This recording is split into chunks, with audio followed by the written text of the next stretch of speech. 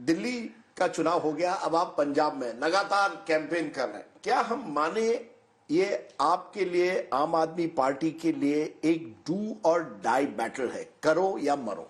आम आदमी पार्टी के लिए नहीं, देश के लिए डू और डाई बैटल है। जिस तरह से पूरे देश में इन लोगों ने तानाशाही और गुंडागर्दी का माहौल बना दिया है, उस तरह से इस वक्त देश को बचाना जरूरी है।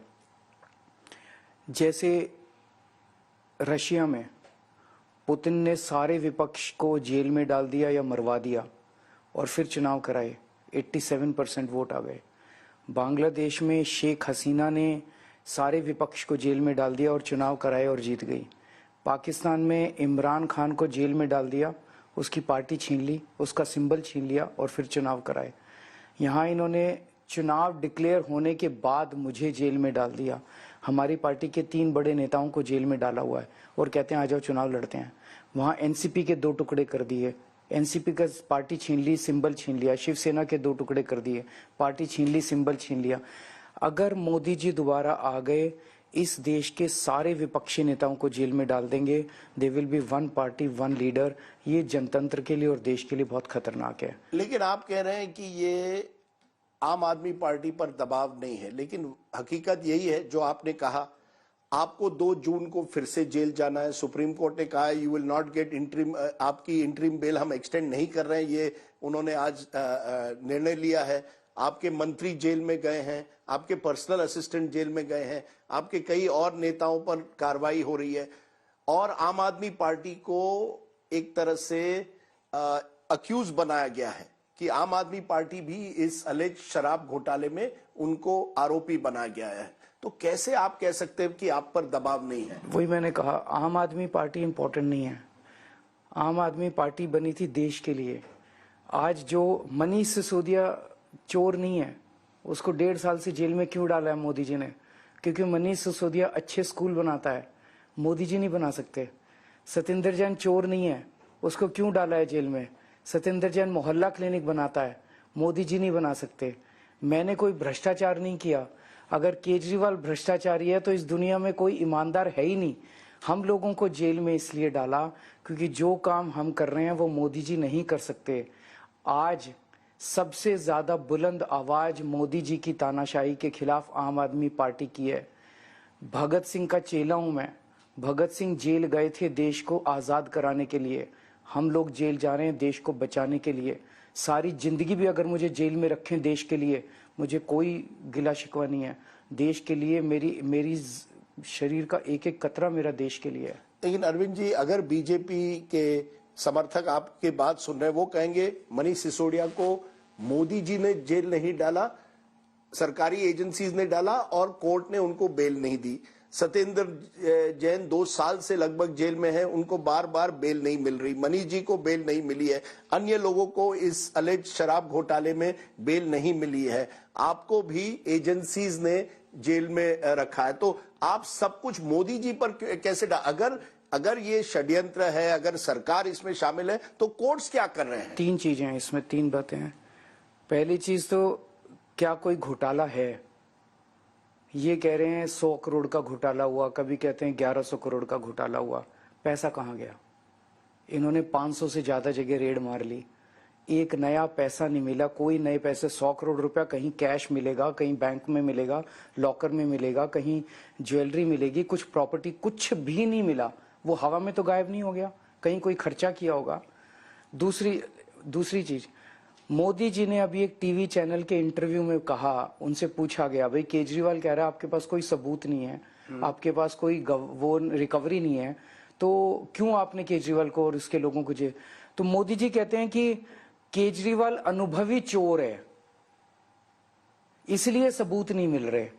तो मोदी जी ने पूरे देश के सामने माना कि उनके पास कोई सबूत नहीं है, इस केस में कोई रिकवरी नहीं है। 1 मिनट, पहली चीज। दूसरी चीज, फिर हमें बेल क्यों नहीं मिल रही? ये नया कानून बनाया मोदी जी ने 3 साल पहले, PMLA, prevention of money laundering. अभी तक हमारे देश में अपराध के मामले में कानून था, एक कोई भी अपराध, तथाकथित अपराध होता था, एक एफआईआर होती थी, उसकी जांच होती थी, जांच के बाद मुकदमा चलता था, मुकदमे के बाद जज कहता था ये दोषी है, ये निर्दोष है। उस ऑर्डर होने के बाद दोषी को जेल होती थी। अब इन्होंने पूरा कानून उल्टा कर दिया। अब किसी भी मामले में एफआईआर होती है, एफआईआर में जिस जिस के नाम होते हैं, जिस जिस पे शक होता है, सबको जेल में डाल देते हैं। फिर जांच होती है, सब जेल में रहते हैं। फिर मुकदमा चलता है, सब जेल में रहते हैं। जब तक मुकदमे के बाद आदमी निर्दोष ना साबित हो जाए, तब तक वो जेल में रहता है। तो कोर्ट्स के हाथ बंधे हुए हैं, क्योंकि कानून ये मोदी जी ने बनाया है। दूसरी बात। तीसरी बात, आपने कहा कि हम कह रहे हैं मोदी जी डिसाइड करते हैं। जेल के अंदर मनीष सिसोदिया और सत्येंद्र जैन के पास मैसेज गए हैं कि आप बीजेपी में आ जाओ, आपकी बेल करवा देंगे। कौन बेल करवा देगा? नहीं, ये आप बड़ा गंभीर आरोप लगा रहे हैं। आप कह रहे हो कि सत्येंद्र जैन और मनीष सिसोदिया को जेल में कहा गया है। गए हैं कि आप, किसके मैसेजेस?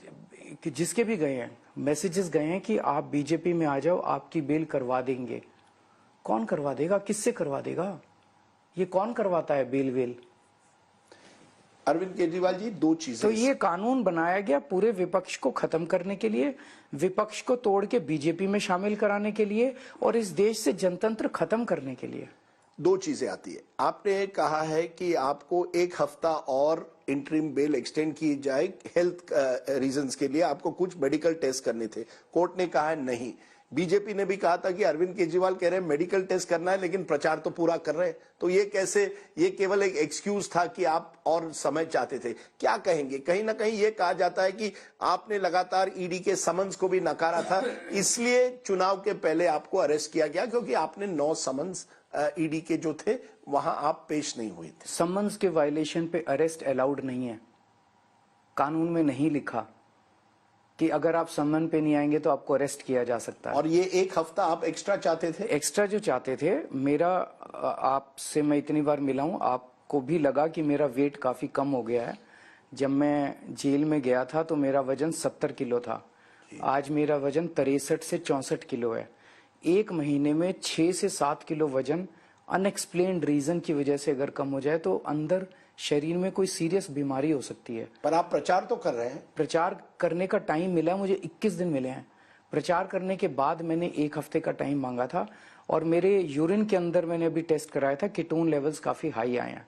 तो 1 हफ्ते का मैंने टाइम मांगा था कि अगर मैं, मान लीजिए कोई सीरियस बीमारी है और जब पता चले काफी लेट और वो स्टेज 2 स्टेज 3 हो जाए तो वो जान के लिए खतरा पैदा हो सकता है। आपने एक कमेंट, एक जेल आने के बाद ये एक रैली में कहा था कि अगर आम आदमी पार्टी को जनता वोट देगी तो मैं जेल दोबारा नहीं जाऊंगा। इस पर काफी विवाद हुआ है। क्या अरविंद केजरीवाल ये कह रहे हैं कि अगर 4 तारीख को इंडिया अलायंस चुनाव जीतता है या मोदी जी हारते हैं तो आप जेल नहीं जाएंगे, और अगर आप चुनाव हार जाते हैं तो आपका जेल जाना तय है? ये तो कानूनी मामला है ना, इसमें राजनीति कहाँ आ गई? जेल तो मुझे 2 तारीख को जाना है जी, नतीजे 4 को आएंगे जी। कहने का मतलब ये है कि अगर एनडीए हार जाती है, मोदी जी हार जाते हैं, तो कानून को ठीक करेंगे। जिन लोगों को जबरदस्ती जेलों में ठूसा हुआ है उन लोगों को बेल मिलेगी। ईमानदार लोग जो अभी जेलों में सड़ रहे हैं उनको बाहर निकाला जाएगा, और जो बेईमान लोग हैं जिनको इन्होंने अपनी पार्टी में शामिल करा के उनके सारे केसेस रफा दफा कर दिए, कितने लोग हैं इस देश के जितने भ्रष्ट लोग थे वो बीजेपी में ये लोग अपनी पार्टी में शामिल करा लेते हैं और उनके सारे ईडी सीबीआई केसेस बंद हो जाते हैं। असली दोषियों को, असली भ्रष्टाचारियों को सजा दिलवाई जाएगी। आपने कहा इस इंटरव्यू में अरविंद केजरीवाल जी की अगर अरविंद केजरीवाल भ्रष्ट है तो फिर इस देश में कोई नेता ईमानदार, दुनिया में कोई ईमानदार नहीं, कोई ईमानदार नहीं है। आप इसी कट्टर ईमानदार पर आपने अपनी राजनीति की थी, एंटी करप्शन पर। इसी को लेकर जिस तरह से पिछले 1 सालों में आपके नेताओं को अरेस्ट किया गया है, आपको अरेस्ट किया गया है, कहीं आप मानते हैं कि ये जो छवि है आपकी एंटी करप्शन क्रूसेडर की, उसमें कोई ना कोई कमजोरी आई है या नहीं आई है, कि अरविंद केजरीवाल की इमेज को कहीं ना कहीं बड़ा डेंट पहुंचा है? अगर मैं बाहर आके जब प्रचार में गया जी, और जनता ने गले से लगा लिया, जनता ने इतना जबरदस्त स्वागत किया, सारे देश की जनता कह रही है कि गलत कर रहे हैं मोदी जी, गलत कर रहे हैं मोदी जी। आपके जेल जाने से आपको लगता है आपके इमेज पर कोई फर्क नहीं पड़ा? इमेज पे कोई फर्क नहीं पड़ा, उनको उल्टा पड़ा है, उनको बहुत जबरदस्त बैकलैश हुआ है। ये मैंने बताया, ये ट्रेंड है किसी भी डिक्टेटर का, किसी भी तानाशाह का, ये ट्रेंड है। रशिया के अंदर उन्होंने सबको जेल में डाला, कोई तो बहाना बनाया होगा, मुझे पता नहीं है क्या कानून बनाया उन्होंने और किस कानून में डाला। बांग्लादेश के अंदर उन्होंने किसी तो कानून में डाला होगा, इमरान खान को भी किसी फ्लिमजी कानून में डाला हुआ, उस मतलब मैं डिटेल में तो नहीं जाऊंगा, लेकिन कोई ना कोई कानून बना के तानाशाह किसी ना किसी चीज के अंदर लोगों को सबको जेल में डालते हैं और फिर चुनाव कराते हैं। हिटलर ने भी सारे विपक्ष को उसमें डाल दिया, फिर चुनाव का 90% से ज्यादा उसको वो मिले थे, वोट मिले थे। ये बात आती है कि आप जेल से निकलते हैं और एक विवादास्पद चीज हो जाती है स्वाति मालीवाल का मामला। क्या कहीं ना कहीं ये आपके लिए एम्बैरेसमेंट हुआ है, आपके पार्टी के लिए एक ऐसे समय पर आप ही की नेता, राज्यसभा नेता इतनी गंभीर आरोप लगाती है? नहीं, मुझे लगता है कि मामला अभी कोर्ट में चल रहा है, एक पक्ष इनका है, एक पक्ष विभव का है। मैं समझता हूं कि दोनों पक्षों को कोर्ट को कंसिडर करके और न्याय देना चाहिए। पर आपने गलती की, विभव को अपने साथ लेकर इस मामले के नहीं, बाद। पर विभव के ऊपर आरोप है, विभव को कोई साबित नहीं हुआ है। उसी तरह से विभव ने जो कहा है वो भी एक पक्ष है, दोनों पक्ष हैं। पर एम्बैरेसमेंट है? नहीं, मुझे लगता है कि दोनों पक्ष हैं, जज न्याय करे। अब आते हैं एक तरह से बड़ी राजनीति पर जो चल रही है। आप इस समय पंजाब में हैं। पंजाब में आम आदमी पार्टी कांग्रेस के खिलाफ चुनाव लड़ रही है, वहीं दिल्ली में साथ है। हम इस समय चंडीगढ़ में बात कर रहे हैं, चंडीगढ़ में आप और कांग्रेस एक साथ लड़ रहे, मनीष तिवारी को सपोर्ट कर रहे हैं। ये कैसी राजनीति है कि एक राज्य में एक दूसरे के खिलाफ लड़ते हैं, दूसरे बगल के राज्य में आप एक साथ आते हैं? मोदी जी कहते हैं कहीं हम साथ हैं और कहीं हम आपके हैं कौन। इस वक्त देश को बचाना जरूरी है। जिस तरह से मोदी जी और अमित शाह जी ने मिलकर देश के अंदर गुंडागर्दी और तानाशाही की हुई है, उससे देश को बचाना जरूरी है। तो जहां जहां बीजेपी को हराने के लिए हमें साथ आना पड़ा, हम साथ आए ताकि बीजेपी के खिलाफ एक कैंडिडेट दिया जा सके। लेकिन पंजाब के अंदर बीजेपी का वजूद नहीं है, इसीलिए पंजाब में हम अलग अलग लड़ रहे हैं।